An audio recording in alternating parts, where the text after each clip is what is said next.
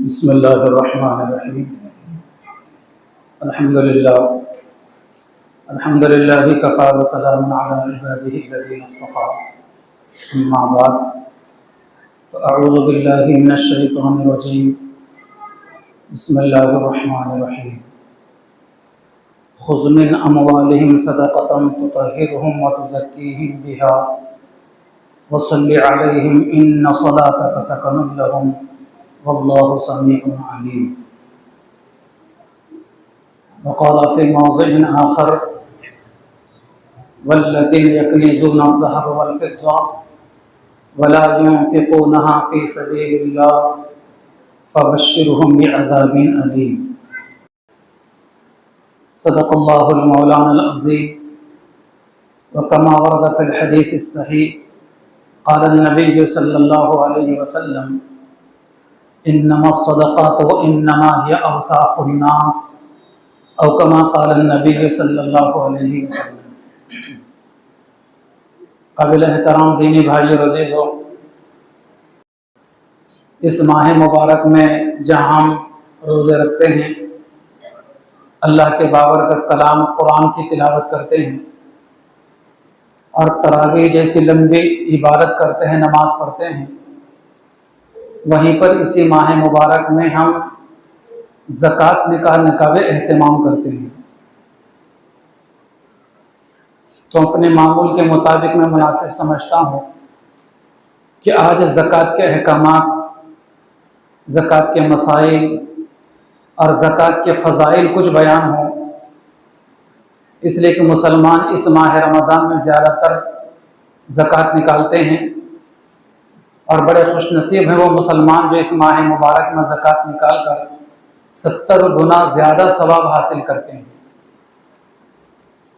इसलिए कि अल्लाह के नबी सल्लल्लाहु अलैहि वसल्लम का फरमान है, जो मुसलमान अल्लाह का क़ुर्ब हासिल करने के लिए रमज़ान में कोई नफिल अदा करता है तो उसको एक फ़र्ज़ अदा करने के बराबर सवाब दिया जाता है, और कोई अल्लाह का क़ुर्ब हासिल करने के लिए माह रमज़ान एक फ़र्ज़ अदा करता है तो अल्लाह पाक उसको 70 फ़र्ज़ अदा करने का सवाब अता फरमाते हैं। इसलिए वो मुसलमान जो माह रमज़ान में ज़कात अदा करते हैं, यकीनन वो 70 गुना ज़्यादा सवाब हासिल करते हैं। इसलिए मैं मुनासिब समझता हूँ कि आज के इस जुमा के अंदर ज़कात के अहकामात, ज़कात के मसाइल व ज़कात के फ़ज़ाइल और ज़कात के फ़राइज़ और ज़कात के शराइत बयान करूँ, ताकि हमें मालूम हो जाए कि ज़कात किन पर वाजिब है, और ये भी मालूम हो जाए कि ज़कात किन को देना है और किन को नहीं देना है। ये भी मालूम हो जाए कि ज़कात देने का कितना सवाब है और ज़कात न देने का कितना अज़ाब है और कितनी अल्लाह ताला की बड़ी पकड़ है। कुरान मजीद में 3 चीज़ों को साथ साथ बयान फरमाया है। कुरान मजीद में भी है, बेशुमार अहादीस मुबारका इस सिलसिले के अंदर मौजूद हैं, जहाँ ईमान का तज़किरा फरमाया अल्लाह ताला ने तो साथ ही आमाल के करने की भी तरगीब दी। इन्नल्लज़ीना आमनू व अमिलुस्सालिहात, कि हम ईमान रखते हैं अपने पास तो अच्छे आमाल भी किया करें, इसलिए कि क़यामत के दिन हमारे अच्छे आमाल को तोला जाएगा और जिसके जितने ज़्यादा अच्छे आमाल भारी होंगे, वज़नी होंगे, उसी हिसाब से क़यामत के उसके हक़ में जन्नत का फ़ैसला और जन्नत के लाज़वाल नेमतों का फ़ैसला होगा। हम सब अल्हम्दुलिल्लाह अपने सीने में ईमान रखते हैं, खुदा करे कि हम नेक आमाल करने वाले भी बने। दूसरी चीज़ कुरान मजीद में बयान फरमाई गई, जहाँ अल्लाह पाक ने अपनी इबादत का बंदों को हुक्म दिया तो साथ ही साथ बंदों को इस बात की तालीम और तलक़ीन की गई कि वो अपने माँ बाप के साथ में भी इज्जत और एहतराम से पेश आए। कुरान मजीद की आयत है, अल्लाह ताला फरमाते हैं वक़ज़ा रब्बुका अल्ला तअबुदू इल्ला इय्याहु व बिल वालिदैनि इहसाना। अल्लाह ने इस बात का फैसला फरमा दिया है कि रोए जमीन पर इबादत सिर्फ अल्लाह की। फिर उसके बाद फरमाया कि लोगों तुम अपने माँ बाप के साथ में भी हुस्न सुलूक करो, अपने जात से कभी भी किसी भी वक्त किसी भी किस्म की कोई तकलीफ अपने माँ बाप को न होने दो। यह सच्चे मोमीन होने की पहचान। खुदा करे कि इसका असर हमें भी अता फरमाए। दो चीजें हो गई। तीसरी चीज जिसको कुरान मजीद में साथ साथ बयान फरमाई वो है नमाज। नमाज के साथ ही अल्लाह ताला ने कुरान मजीद में ज़कात को भी बयान फरमाया है। दलील कुरान मजीद की आयत है अकीमुस्सलाता व आतुज़्ज़कात, अकीमुस्सलात व आतुज़्ज़कात। एक जगह नहीं, दो जगह नहीं, तीन जगह नहीं, बल्कि पूरे कुरान मजीद में नमाज के साथ फौरन मुत्तसिलन 82 मकामात पर ज़कात का हुक्म दिया है। जहां नमाज है फौरन उसके बाद ज़कात करो। लोगों तुम नमाज पढ़ते हो तो ज़कात भी दो। हम साहिब ईमान हैं तो हमारी नमाज जरूरी है, और हम साहिब माल हैं, दौलत रखते हैं तो ज़कात भी जरूरी है। मोमिन है तो नमाज नहीं छोड़ सकते, माल रखते हैं तो ज़कात छोड़ नहीं सकते। ज़कात नहीं छोड़ सकते का मतलब ज़कात रोक नहीं सकते, ज़कात देना जरूरी हो जाता है। 82 मकामात पर मुत्तसिलन बयान फरमाया गया। और ज़कात कोई इस्लामी टैक्स नहीं है, बल्कि इस्लाम के जो 5 अरकान हैं जिसको बुखारी शरीफ की हदीस में बयान फरमाया गया है। इस्लाम के 5 अरकान, उन 5 अरकान में से तीसरा रुकन है ज़कात, फर्ज है। जैसे इबादत की 3 किस्में हैं। एक इबादत है इबादत बदनी, जैसे कि नमाज रोजा, हमारा बदन हमारा जिस्म उसमें इस्तेमाल होता है।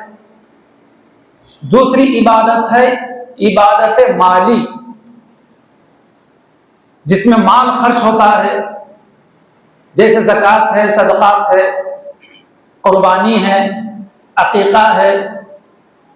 ये माली इबादत है, इससे माल खर्च होता है। और तीसरी इबादत की किस्म है इन दोनों से मुरक्कब, जिसमें हमारा जिस्म भी इस्तेमाल होता है और हमारा माल भी खर्च होता है। और वो तीसरी इबादत है हज, हज बैतुल्लाह, उम्रा। ये तीसरी किस्म है। तो इसलिए ज़कात के देने को हम बोझ नहीं समझना चाहिए। जैसे बदन के ऊपर के कपड़े मैले हो जाते हैं तो हम धोना जरूरी समझते हैं, और जब कपड़ों से मैल कुचल दूर हो जाता है, साफ सुथरे हो जाते हैं, और वो कपड़े हम बदन पर पहनते हैं तो हमें खुशी होती है, इंबिसात होता है, मसरत होती है। कई दिन हो गए नहाए नहीं, बदन पर मैल कुचैल जमा हो गया, हम नहाते हैं, गुस्ल करते हैं, एक किस्म की फरहत और मसरत होती है, खुशी मालूम होती है कि बोझ हल्का हो गया, मैल कुचैल जिस्म से बदन से दूर हो गया। खुशी का इजहार करता है आदमी, अपने आप को हल्का फुल्का महसूस करता है। इसी तरीके से ज़कात को माल का मैल कहा गया है, और ये माल का जो मैल है ज़कात, इसको साल में एक मर्तबा माल से अलग करना जरूरी होता है। तो अपने माल से जब मैल अलग किया जा रहा है पैसों ही की शक्ल के अंदर, तो यहां पर भी कोई नागवारी महसूस नहीं होना चाहिए, बोझ महसूस नहीं होना चाहिए, पेशानी पर बल नहीं आना चाहिए, बल्कि जैसे गुस्ल करके कपड़े धोकर आदमी खुशी का इजहार करता है, इसी तरीके से अपने रुपये पैसे की, सोने चांदी की ज़कात निकाल कर भी आदमी को खुशी का इजहार करना चाहिए। इसलिए कि माल अल्लाह ने दिया है, उसी अल्लाह ने यह हुक्म फरमाया कि तुम ज़कात भी निकालो। और जब ज़कात निकाले तो हमें खुशी का इजहार होना चाहिए। कोई मिस्कीन, कोई मोहताज, कोई फकीर, कोई जरूरतमंद अगर हमारे घर आता है और हमारी ज़कात निकलती है तो खुदा का शुक्र अदा करना चाहिए कि कोई साइल मेरे घर पर आया है, अल्लाह ने मुझे किसी के घर पर जाने की नौबत नहीं आता, यानी मुझे साइल नहीं बनाया, मुझे इतना गरीब और फकीर नहीं बनाया कि दर दर पे जाकर मैं लोगों से भीख मांगो। और ज़कात के पैसे वसूल करो। और जब साइल आया है तो खुश दिली के साथ में उसको कुछ ना कुछ दे। इसलिए कि कुरान मजीद में फरमाया गया है कि यौमा युहमा अलैहा फी नारी जहन्नम,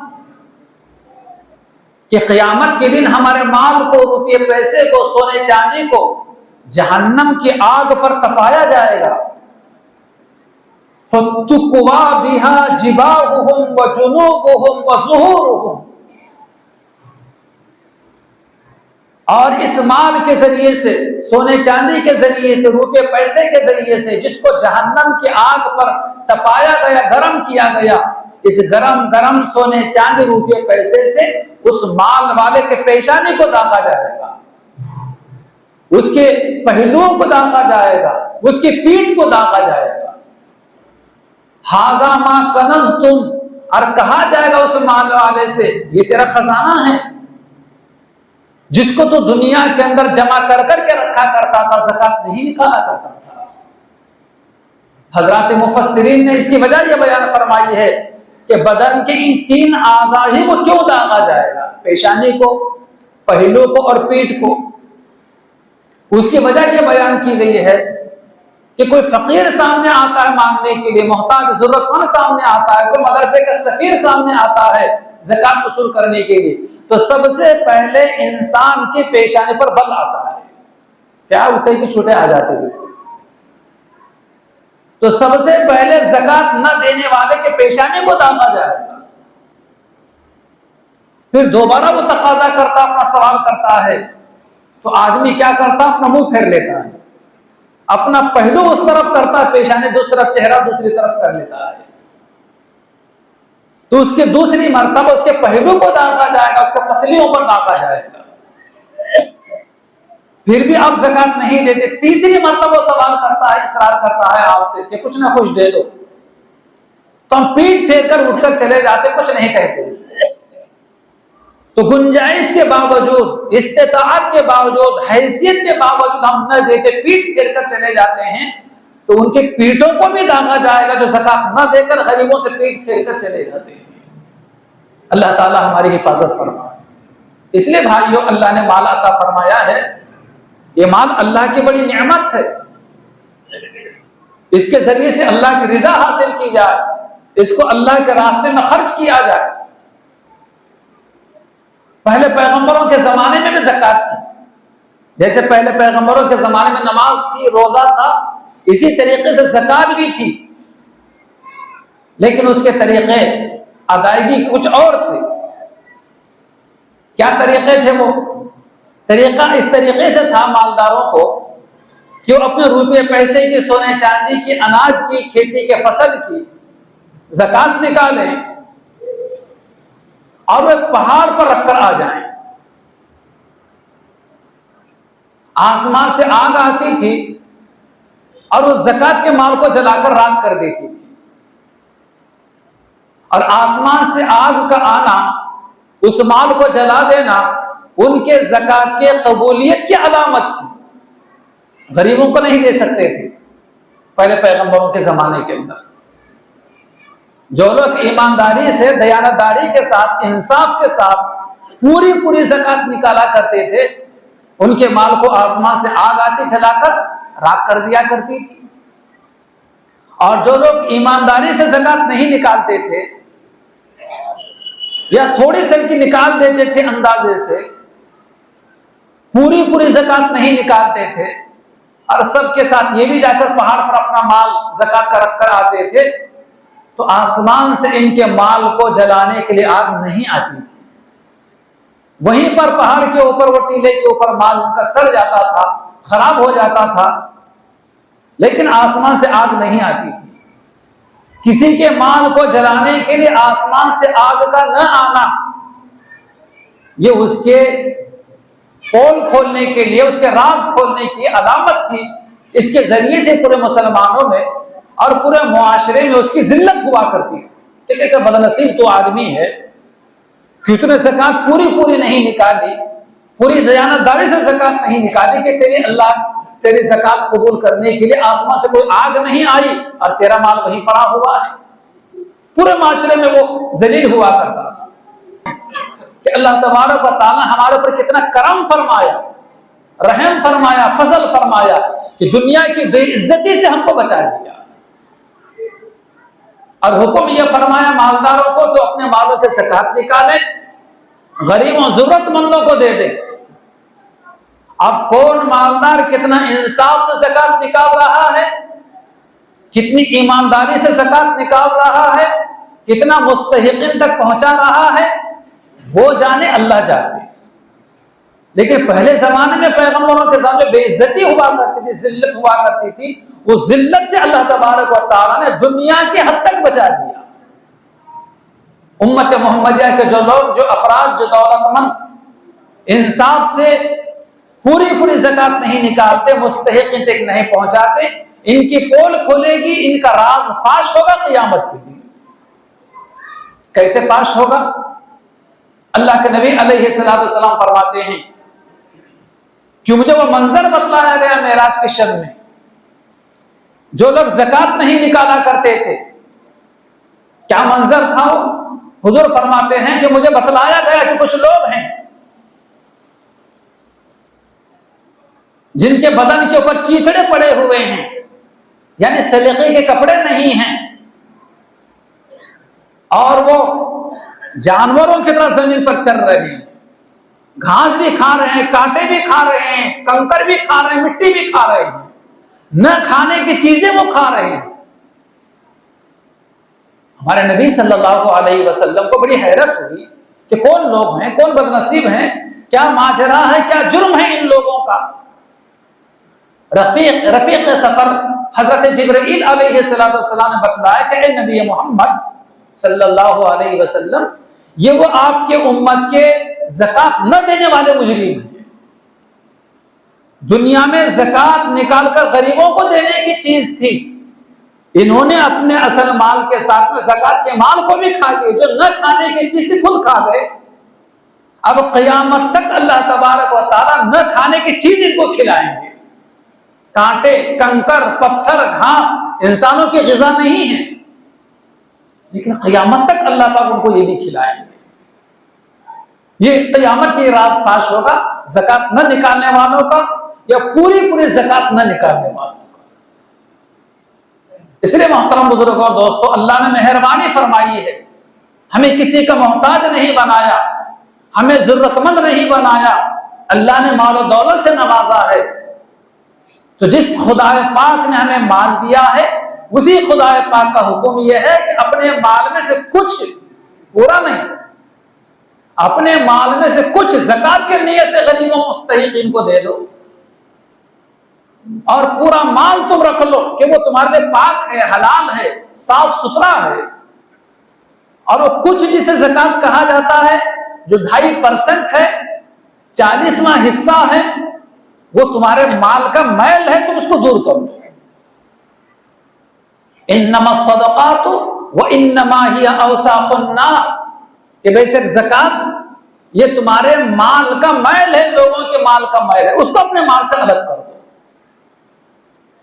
ज़कात के लुग़वी माना आते हैं पाक करने के, इजाफा करने के, बढ़ाने के। तो जो मुसलमान अपने मालों की ज़कात देते हैं, उनका माल बाकी साफ सुथरा हो जाता है, पाक साफ हो जाता है, अच्छे जगहों पर खर्च होता है, और ज़कात निकालने की वजह से माल में इजाफा होता है, माल में बरकत होती है, और वो माल, जिस माल की ज़कात निकाली गई, आफतों बलाओं से, चोरी डकैती से महफूज हो जाता है। ये लुग़वी माना ज़कात के। और इस्तिलाही माना कि मालदार अपने माल का 40वां हिस्सा बनियत ज़कात किसी जरूरतमंद को मालिक बना दे। मैं एक वाक़या सुनाऊं तो आपको, जहां मालूमात में इजाफा होगा और आपको ज़कात के अदा करने का ज़ौक़ और शौक़ पैदा होगा। हमारे मुल्क के बहुत बड़े आलिम दीन, बहुत बड़े बुजुर्ग, बहुत बड़े उस्ताद हदीस, जिनको शेखुल हदीस कहा जाता है, हजरत मौलाना शेखुल हदीस मौलाना ज़करिया साहब रहमतुल्लाह अलैह, मुहाजिर मदनी, जिनका जन्नतुल बकी में मजार है, उनकी किताब है आग बीती, पूरी उनकी सवाने हयात है। उसमें वाकया लिखा हुआ है कि सहारनपुर के अंदर उस जमाने के अंदर अंग्रेजों के कुछ महल्लात थे, कुछ मकानात बड़े बड़े थे। वो कभी कलकत्ता में रहते, कभी बंबई व दिल्ली में रहते, और कभी सहारनपुर में आकर रहा करते थे। तो उन अंग्रेजों ने अपने कुछ मकानात की चौकीदारी के लिए, निगरानी के लिए कुछ मुसलमानों को भी मजदूरी पर रख दिया था। तो एक मरतबा अचानक यह है कि महल्ले में आग लग गई मकानों को, और यहां तक आग लग गई कि उन अंग्रेजों के मकानात के करीब आ गई। तो एक मुसलमान चौकीदार, बड़े बेचारे दीनदार थे, उन्होंने अपने अंग्रेज को बुलाया और ये कहा कि देखो आपके महल के करीब तक आग आ गई है, कहीं ऐसा ना हो कि आपका महल और आपका मकान जल जाए। तो उस अंग्रेज ने, जो गैर मुस्लिम है, मुसलमान नहीं होते अंग्रेज, उस अंग्रेज ने बड़े इत्मीनान के, घबराया भी नहीं। आग लगी तो फौरन आदमी घबरा जाता है, बेचैन होता, फौरन उड़ जाता है, भागदौड़ करता है।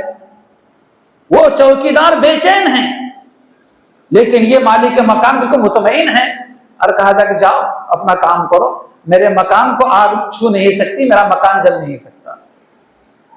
कहा कि अजी आपके मकान के करीब कई मकान जलकर खाक हो गए हैं, अगर जल्दी जाकर कोई काम अगर ना किया, पानी न डाला जाए, कोई रुकावटें दरमियान में न पैदा की जाए कि मकान ना जल जाए। फिर उस अंग्रेज ने कहा कि आप मुतमईन रहिए, मेरे मकान को आग जला नहीं सकती, इसलिए कि मैं मुसलमानों के तरीके के मुताबिक साल में एक मरतबा ज़कात निकालता हूं, और मैंने एक तुम्हारे मौलाना से मैंने सुना है कि जो लोग अपने माल की ईमानदारी के साथ में ज़कात निकालते हैं, उनके माल पर कोई आफत नहीं आती। और मुझे इत्मीनान है उस मौलाना के बात के ऊपर कि मेरे महल को आग जला भी नहीं सकती। कोई गैर मुस्लिम भी अगर ज़कात निकालकर अपने माल को महफूज करना चाहे तो उसका माल भी महफूज हो जाता है, अल्लाह की हिफाजत में आ जाता है। हाँ ठीक है, ज़कात निकालने की वजह से उसको आखिरत में कुछ फायदा नहीं होगा। बहुत सारे गैर मुस्लिम हैं, नेक काम करते हैं, बाद रमजान में रोजे रख लेते हैं, गैर मुस्लिम लोग सदका व खैरात कर लेते हैं, प्यासों को पानी पिलाते हैं, किसी गरीब की मदद कर देते हैं, अच्छे काम है, ये करना चाहिए। लेकिन इन सारे गैर मुस्लिमों के अच्छे कामों का बदला दुनिया ही में उनको खैर बरकत की शक्ल में, माल की हिफाजत की शक्ल में दुनिया ही में उनको फायदा दे दिया जाता है। उनके इन नेक कामों का बदला अजर और सवाब की शक्ल में आखिरत में कुछ नहीं है, क्योंकि ईमान नहीं है। हाँ, ईमान वालों के लिए दुनिया में भी है और आखिरत में भी है।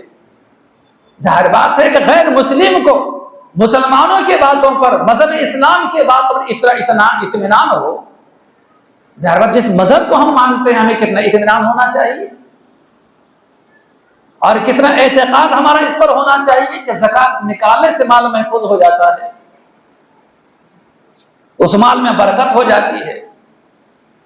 नबी करीम अलैहिस्सलाम को कुरान मजीद में हुक्म दिया गया, खुज़ मिन अमवालिहिम, ए नबी मोहम्मद सल्लल्लाहु अलैहि वसल्लम, मालदारों के मालों में से ज़कात वसूल कीजिए, व तुतहिरुहुम, और उनके मालों को पाक कीजिए, व तुज़क्कीहिम, और उनका तज़किया कीजिए, और उनको दुआ दीजिए कि आपकी दुआ उनके लिए दिल के इत्मीनान का, सुकून का बाइस है। इन्नस्सलाता सकनुल लहुम, कि आपकी दुआ उनके दिलों को सुकून पहुंचाती है। यह हुक्म दिया गया। जब नबी करीम अलैहिस्सलाम पर्दा फरमा गए तो बाज अरबों ने ज़कात देने से इनकार किया कि हुजूर को हुक्म था ज़कात वसूल करने का, हुजूर नहीं रहे तो अब ज़कात भी नहीं रही। हजरत अबू बकर सिद्दीक रज़ी अल्लाह तआला अन्हु इंसानी तारीख में पहले इंसान हैं जिन्होंने गरीबों का हक दिलाने के लिए ऐसे अरबों से जिहाद किया। अगर कोई अरबी ज़कात में एक रस्सी उसके ऊपर वाजिब थी और वो रस्सी अगर नहीं देता तो मैं एक रस्सी के खातिर भी उसके साथ में जिहाद करूंगा। देखिए ये इंसानी तारीख, पहले इंसान हजरत अबू बकर सिद्दीक रज़ी अल्लाह ताला। ज़कात की बड़ी फजीलत है। हदीस बुखारी शरीफ की हदीस है, नबी करीम सल्लल्लाहु अलैहि वसल्लम फरमाते हैं कि जब बंदा अपने माल की ज़कात निकालता है तो अल्लाह के नूरानी मखलूक फरिश्ते उनके लिए दुआ करते हैं, अल्लाहुम्मा आती मुनफिकन, अल्लाह ज़कात निकालने वालों को और मजीद माल देते रहिए। और जो लोग अपने मालों के ज़कात नहीं निकालते, फरिश्ते उनके लिए बद्दुआ करते हैं, वह आती मुमसिकन तल्फन, कि अल्लाह उनके माल को तल्फ कर दे, हलाक कर दे, बर्बाद कर दे। जैसे रोजादार की दुआ पर फरिश्ते आमीन कहते हैं, दुआ कबूल हो जाती है, तो ज़कात देने वालों के हक में भी फरिश्ते दुआ करते हैं, और ज़कात न देने वालों के हक में तबाही की और माल के हलाक होने के बद्दुआ करते हैं। इसलिए साल में एक मरतबा ज़कात देना है, रोजाना उठकर ज़कात नहीं देना है, और वो भी आपके माल पर साल गुजरता है तो ज़कात देना है। साल ज़कात वाजिब होने के 4 शराइत हैं। एक तो है कि वह अक्लमंद हो, पागल के पास कितना भी माल हो, उसके नाम पर कितनी प्रॉपर्टी हो, पागल पर ज़कात नहीं है, आकिल हो। दूसरे है कि बालिग हो, नाबालिग के नाम पर अगर प्रॉपर्टी है, रुपया पैसा सोना चांदी है, कितना भी हो, नाबालिग पर ज़कात नहीं जब तक कि वो बालिग ना हो। तीसरी शर्त यह है कि उसका माल निसाब के बराबर हो, और चौथी शर्त यह है कि वो मुसलमान हो, गैर मुस्लिमों पर ज़कात नहीं है, मुसलमान। अब यह मसला कि निसाब किसे कहा जाता है। निसाब के माना आते हैं, अगर आपके पास सिर्फ सोना है, चांदी भी नहीं, पैसा भी नहीं, सिर्फ सोना है, तो कितना सोना हो तो ज़कात है, 7.5 तोले हो तो ज़कात है, और उस 7.5 तोले पर साल गुजरना भी जरूरी है तो आपके ऊपर ज़कात है। 2.5%, 100 रुपये में 2.5 रुपये, 1000 रुपये में 25 रुपये, 1 लाख में 2,500 रुपये। 100 रुपये में 2.5 रुपये अल्लाह के नाम पे दे दो, बाकी 97.5 रुपये आप रख लो। कितनी कम मिकदार अल्लाह ने अपने लिए रखी है, और कितनी भारी मिकदार का मालिक अल्लाह ने हमें बनाया है। कितनी मेहरबानी है परवरदिगार की। अगर अल्लाह तबारक व तआला चाहते तो ये भी कह सकते थे कि 2.5% तुम रखो और 97.5% मेरे नाम पर गरीबों में दो, लेकिन अल्लाह पाक को मालूम है बंदों की नीयत और बंदों की दिलों की कैफियत, इसलिए अल्लाह पाक ने फरमाया कि ठीक है, ज्यादा तुम रख लो, थोड़ा मेरे नाम पर दे दो। एक शक्ल सोना 7.5 तोले हो तो ज़कात फर्ज है। दूसरी शक्ल यह है कि आपके पास सोना भी नहीं है, पैसा भी नहीं, सिर्फ चांदी है, तो कितनी चांदी हो, 52.5 तोले चांदी हो और उस पर साल गुजरे तो उस पर ज़कात है, उस चांदी के ऊपर। 2 शक्लें हो गई। तीसरी शक्ल, आपके पास में सोना भी नहीं है, चांदी भी नहीं है, पैसा है, तो कितना पैसा हो तो ज़कात है। इतना पैसा होना चाहिए कि उतने पैसे में आप 52.5 तोले चांदी आज के तारीख में खरीद सकें, इतना पैसा हो तो उस पर ज़कात है। और उतने पैसों पर साल भी गुजरे, ये नहीं कि आज ही कहीं से 2 लाख रुपए आ गए, उस पर ज़कात नहीं, उन पैसों पर साल भी गुजरे। तो आज की तारीख में चांदी की जो कीमत है, रेट है बाजार का, 2 दिन पहले की तारीख में, चूंकि हर दिन उसका रेट बढ़ता चढ़ता है, जुमेरात का ये रेट है कि 2,770 रुपये तोला चांदी है। 2,770 रुपये तोला चांदी, 3,000 भी हो गया था पिछले दिन, अभी कुछ कम हुआ है। इस रेट के एतबार से 52.5 तोले चांदी के जो पैसे होते हैं 1,41,525 रुपये होते हैं। हम में से किसी के पास 1,41,525 रुपये अगर मौजूद हैं और उतने पैसों पर साल गुजरा है तो हमारे इतने पैसों पर भी ज़कात वाजिब है।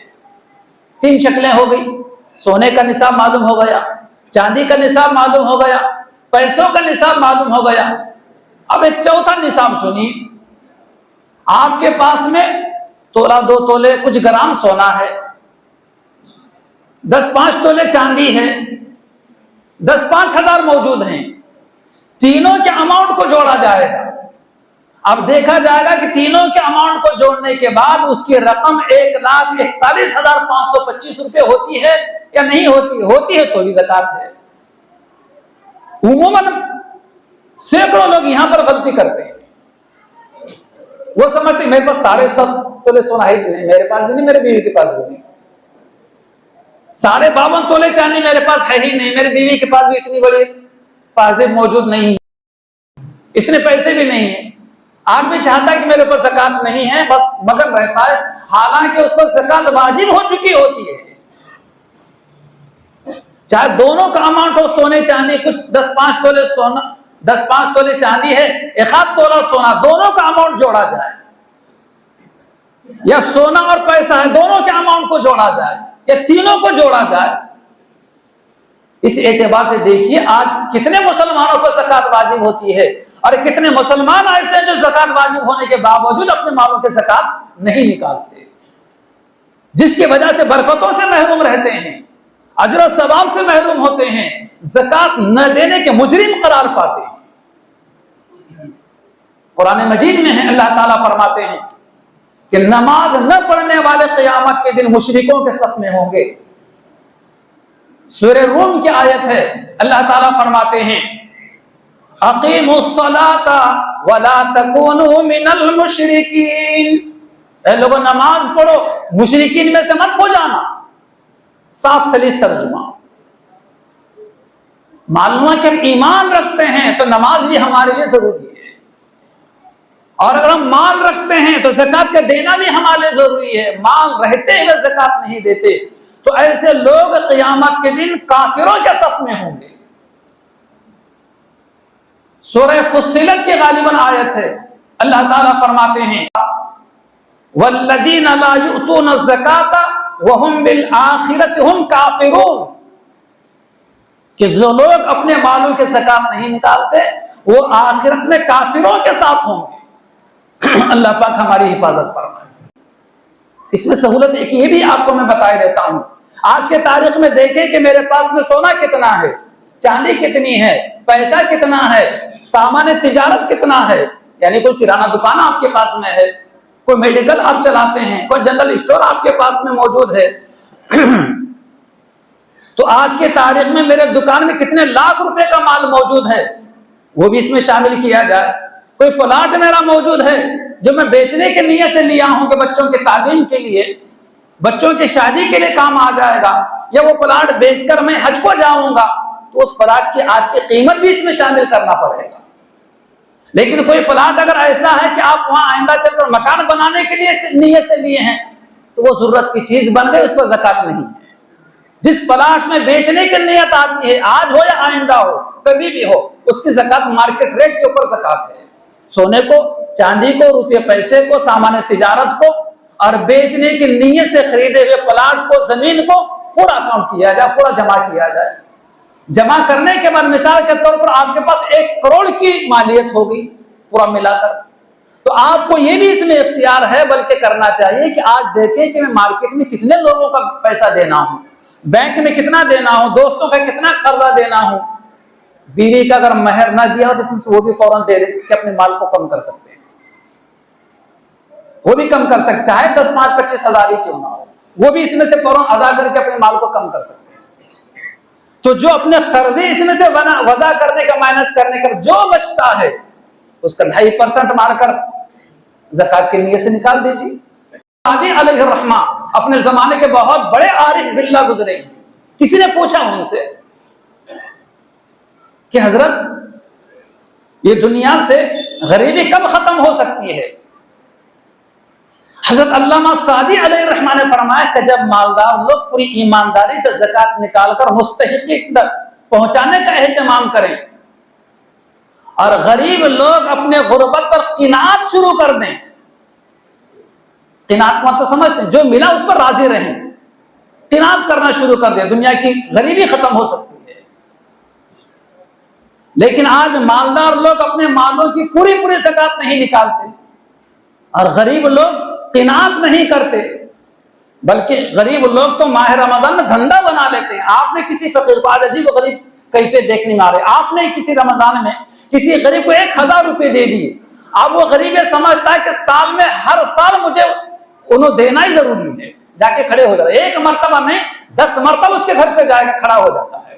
भाई ठीक है, उस वक्त इनकी हालत थी, आपको दिया, उस वक्त आपकी गरीबी थी, आपको दिया गया, हर साल देना क्या जरूरी है?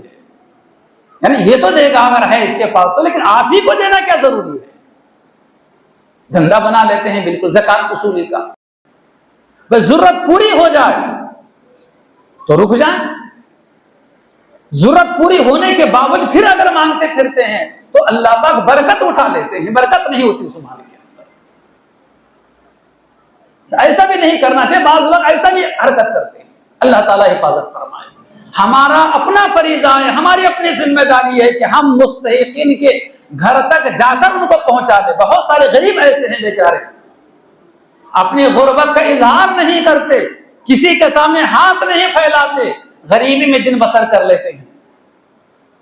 बच्चे बाज़ मरतबा ईद की बारात के मौके पर नए कपड़ों का तकाजा करते हैं तो अपनी चादर अपने आंखों से निकालकर आंसू पोंछ लेते हैं, बच्चों के सर पर हाथ फेर लेते हैं, बेटे ठीक है ईद को अभी कुछ दिन बाकी कर रहे हैं, वो इंतजाम, आपको नए कपड़े ला लेंगे। रो लेते हैं आप अपने ही आप में।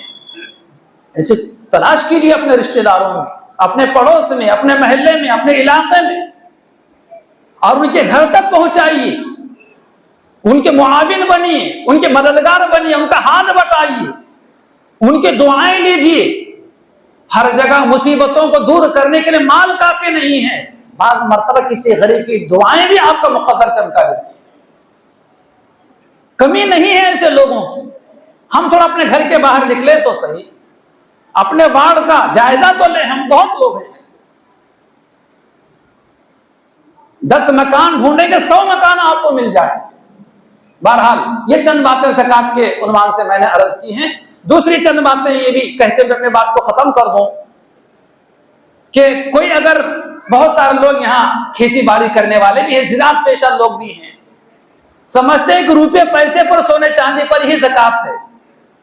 भाइयों खेती पर नहीं, चाहे 50 एकड़ आप खेत रखते हो, खेती पर ज़कात नहीं।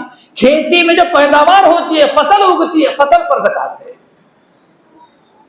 चाहे फसल साल में 1 मरतबा अनाज उगाते हो खेत में, चाहे 3 मौसम में 3 और 4 मौसम में 4 फसलें उगाते हो, हर मौसम के हर पैदावार पर ज़कात है।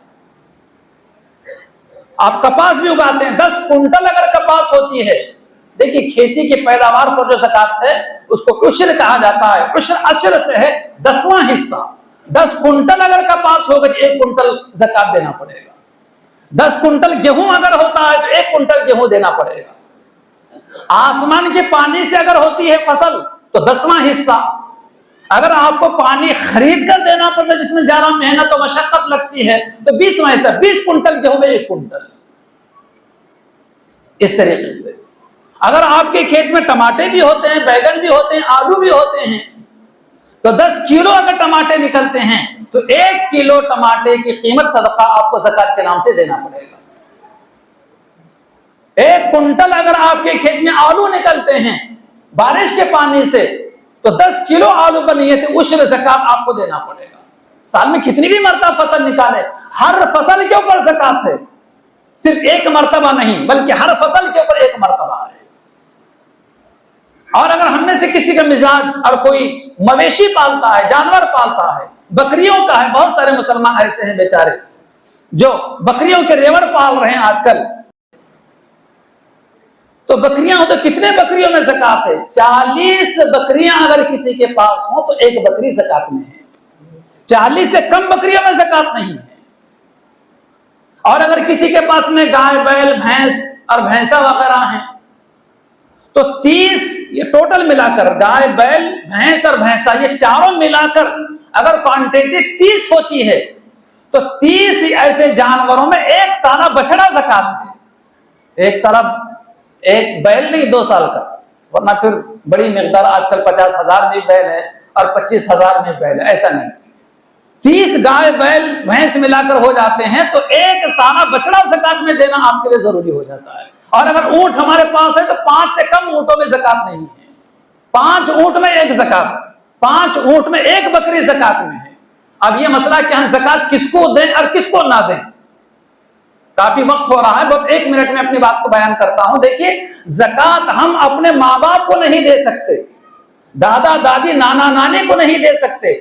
दूसरे यह है कि ज़कात हम अपनी औलाद को नहीं दे सकते, बेटा बेटी को, पोता पोती, नवासा नवासी को, हम जिससे पैदा हुए उनको भी नहीं दे सकते और हमारी नस्ल को भी ज़कात नहीं दे सकते। शोहर बीवी को नहीं दे सकता, बीवी शोहर को नहीं दे सकती, सैयद को ज़कात नहीं दे सकते, काफिर को भी ज़कात नहीं दे सकते। इसके अलावा जिसको मैंने अभी बयान किया है, इसके अलावा जिसको चाहे दे सकते हैं, सगी बहन को, सगे भाई को, चचा ताया को, सास को, ससुरे को, साले को भी ज़कात दे सकते हैं। साथ ही साथ 2 जगह पर ज़कात देना ज्यादा सवाब है, एक तो अपने करीब के रिश्तेदारों में अगर वो मुस्तहिक हो, दूसरे दीनी मदारिस के अंदर कि वो दीन के मराकिज हैं, दीन के मजबूत किले हैं, दीन की इशाअत के मराकिज हैं। अल्लाह ताला से दुआ कि अल्लाह पाक हमें अमल के तौफीक अता फरमाए। आमीन व आखिरु दावाना अनिल हम्दुलिल्लाहि रब्बिल आलमीन।